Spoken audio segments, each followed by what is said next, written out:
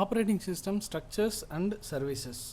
So operating சிஸ்டமோடைய structures என்னென்ன kind of structures இருக்குது அப்படிங்கிறது டீட்டெயிலாக பார்க்க போகிறோம். அதுக்கப்புறம் என்னென்ன சர்வீசஸ் ப்ரொவைட் பண்ணுதுங்கிறதையும் பார்க்க போகிறோம். So first operating system structures என்னென்ன கைண்ட் இருக்குதுன்னு பார்த்தீங்கன்னா, சிம்பிள் ஸ்ட்ரக்சர், லேயர்ட் அப்ரோச், அப்புறம் micro kernel structure and modular structure. So இது ஒவ்வொன்றும் என்னங்கிறது டீட்டெயிலாக நம்ம அடுத்தடுத்த ஸ்லைடில் பார்ப்போம். ஸோ சிம்பிள் ஸ்ட்ரக்சர் அப்படின்னா என்னென்னு பார்த்தீங்கன்னா, நம்ம அண்டர்ஸ்டாண்ட் பண்ணிக்கிறதுக்காக சொல்லப்போனால் ஒரே ஒரு ப்ரோக்ராம் இருக்கும். அந்த ஒரு ப்ரோக்ராம் தான் நம்ம என்ன இன்புட் அவுட்புட் கொடுத்தாலும் அதை ப்ராசஸ் பண்ணி நமக்கு அதை நம்ம என்ன இன்புட் கொடுத்தாலும் அதை ப்ராசஸ் பண்ணி நமக்கு அவுட்புட் கொடுக்கறது ஒரே ஒரு ப்ரோக்ராம் தான்.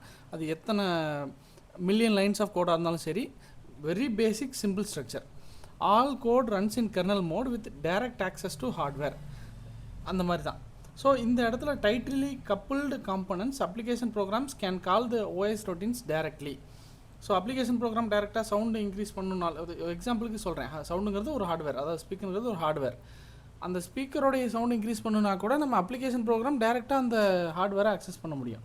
எக்ஸாம்பிள் MS-DOS கமாண்ட் லைன் தான், நம்ம டைப் பண்ணுற கமாண்ட் படி அது ஒர்க் ஆகும். ஸோ அந்த கமாண்ட் லைனில் நம்ம சவுண்ட் இன்க்ரீஸ் பண்ண முடியும், ஷட் டவுன் பண்ண முடியும், எல்லாமே பண்ண முடியும். Advantages: faster performance due to direct access, simple to implement for small systems. Disadvantage என்னென்னா, difficult to maintain and debug, and one component failure can crash the entire system. நான் சொன்ன மாதிரி தான், ஒரே ஒரு ப்ரோக்ராம் தான், அது எத்தனை மில்லியன் லைன்ஸாக இருந்தாலும் சரின்னு சொன்னோம். அது ஏதாவது ஒரு காம்பனன்ட் ஃபெயிலியர் ஆனாலும் என்டையர் சிஸ்டமும் கிராஷ் ஆயிரும். Second, layered approach. லேயர்ட் அப்ரோச்னா என்னென்னா, operating system is divided into multiple layers. Each layer is built on top of the lower layers. So இந்த இடத்துல பார்த்தீங்கன்னா, ஹார்ட்வேர் வந்து பேஸ் லேயர், அதுக்கு மேலே வந்து ஒரு லேயர் இருக்கும், அதுக்கு மேலே மல்டிபிள் லேயர்ஸ் இருக்கும், அதுக்கப்புறம் டாப்பில் வந்து யூசர் இன்டர்ஃபேஸ் லேயர் இருக்கும். ஸோ இதெல்லாம் எதுக்கு அப்படின்னா, அந்தந்த லேயரை பிரிக்கும் போது நம்ம ஒரு சில ப்ரோக்ராம் எழுதும்போது அந்த ப்ரோக்ராம் டைரெக்டாக ஹார்ட்வேர் ஆக்சஸ் பண்ண முடியாது. அது சிமிலரான, அதுக்கு ரிலவெண்ட்டான ஒரு லேயரில் வந்து இன்புட்டாக கொடுத்து அந்த லேயர் அதை வாங்கி ப்ராசஸ் பண்ணி, அதுக்கப்புறம் அது வந்து ஹார்ட்வேர் ஆக்சஸ் பண்ணி, அப்புறம் ஹார்ட்வேர்கிட்டருந்து அவுட்புட் வாங்கி அதை நமக்கு திருப்பி கொடுக்கும். ஸோ இந்த மாதிரி வர்றது layered approach. Each layer heights implementation details from the layers above. ஏன் அப்படின்னா, மேலே இருக்க லேயர் கீழே இருக்க லேயரில் என்ன இம்ப்ளிமெண்டேஷன் தெரிஞ்சுக்க தேவையில்லை, ஜஸ்ட் இன்புட் கொடுத்து அவுட்புட் வாங்கிக்கும், அவ்வளோதான். ஸோ டைரக்ட் ஆக்சஸே இருக்காது. அட்வான்டேஜஸ் என்னென்னா, easy to debug layer by layer. எந்த லேயரில் ப்ராப்ளம் வருதுங்கிறத நம்ம, எந்த லேயரில் இஷ்யூ இருக்குன்னு நம்ம கரெக்டாக கண்டுபிடிச்சிட முடியும். Difficult to define layers properly. So இதை வந்து கன்ஸ்ட்ரக்ட் பண்ணுறதுங்கிறது கொஞ்சம் டிஃபிகல்ட்டான விஷயம். ஸோ நம்ம சொன்ன அந்த லேயர்ட் ஆப்ரேட்டிங் சிஸ்டம் ஸ்ட்ரக்சரோடைய ஜஸ்ட் சாம்பிள் டயக்ராம். லேயர் 0 வந்து ஹார்ட்வேர், அதில் CPU, memory disk, input output device எல்லாமே இருக்கும். லேயர் 1ல் memory and process management, layer 2ல் இன்புட் அவுட்புட் மேனேஜ்மெண்ட்டு, லேயர் N-1ல் நிறைய லேயர்ஸ் இருக்கும், அதுக்கப்புறம் சிஸ்டம் ப்ரோக்ராம்ஸ், அப்புறம் யூசர் இன்டர்ஃபேஸ். ஸோ யூசர் வந்து யூசர் இன்டர்ஃபேஸ் மூலிமா OS ஆக்சஸ் பண்ணுவாங்க. அந்த யூசர் இன்டர்ஃபேஸ் லேயர் என்ன பண்ணும், இன்புட் வாங்கி அடுத்தடுத்த லேயருக்கு பாஸ் பண்ணும். அடுத்தடுத்த லேயர் வந்து ஃபைனலாக ஹார்ட்வேர் ஆக்சஸ் பண்ணி அதே ரிவர்ஸில் வந்து நமக்கு அவுட்புட் கொடுக்கும். அடுத்த category micro kernel structure. So micro kernel structure அப்படின்னா என்னென்னா, micro kernel approach removes all non essential components from the kernel. So கர்னல்ங்கிறது வந்து ஒரு ஹார்ட் ஆஃப் தி ஆப்ரேட்டிங் சிஸ்டம்னு சொல்லலாம். அந்த கர்னலில் ரொம்ப முக்கியமான ஃபங்க்ஷன்ஸ், ஃபீச்சர்ஸ் இதை மட்டும் உள்ளே வச்சுக்கிட்டு அன்வான்ட் காம்பனன்ட்ஸ் எல்லாம் கர்னல்லேருந்து ரிமூவ் பண்ணிடும். அடுத்த லேயரில் அடுத்தடுத்த தேவையான அப்ளிகேஷன் ப்ரோக்ராம்ஸு, ஃபீச்சர்ஸ், டாஸ்க் எல்லாமே அதில் இம்ப்ளிமெண்ட் பண்ணிடுவாங்க. ஸோ இதில் என்ன சொல்லியிருக்காங்க, மினிமல் கர்னல் அப்படின்னா என்னென்னா, kernel contains only essential services like process scheduling, basic memory management and inter-process communication எல்லாமே. அதுக்கப்புறம் services in the user space, அந்த கர்னலுக்கு வெளியே file systems, device drivers, networking run as user level processes, இது எல்லாமே.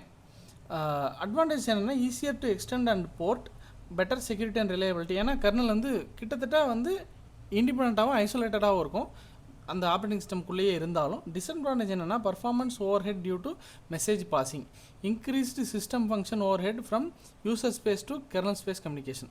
நம்ம யூசர் ஸ்பேஸ்லேருந்து கர்னல் ஸ்பேஸ்க்கு எந்த மெசேஜ் அனுப்பினாலும், கம்யூனிகேஷன் பண்ணாலும் அந்த இடத்துல வந்து நமக்கு லேக் இருக்கும். இந்த ஆர்கிடெக்சர் இப்படி தான் இருக்கும். ஹார்ட்வேருக்கு மேலே மைக்ரோ கர்னல், அதில் வந்து process scheduling, IPC and messaging இதெல்லாம் இருக்குது.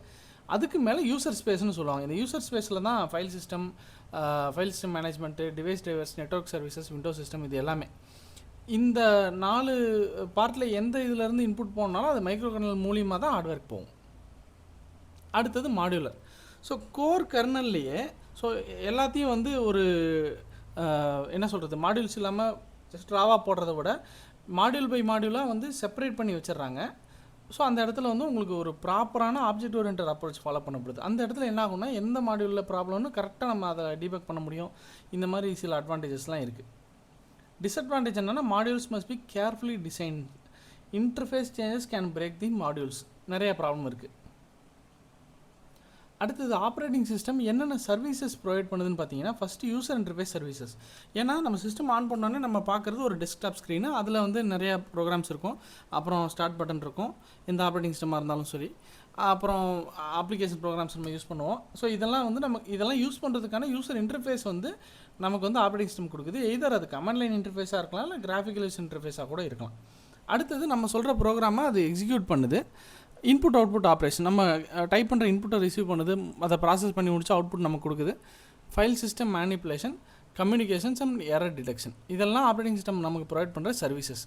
அடுத்தது resource allocation, allocates resource like CPU time, memory, file storage, இது எல்லாமே யூசரோடைய ஜாப்ஸ்க்கு அலோகேட் பண்ணுது. Accounting, protection and security, system calls interface and network services.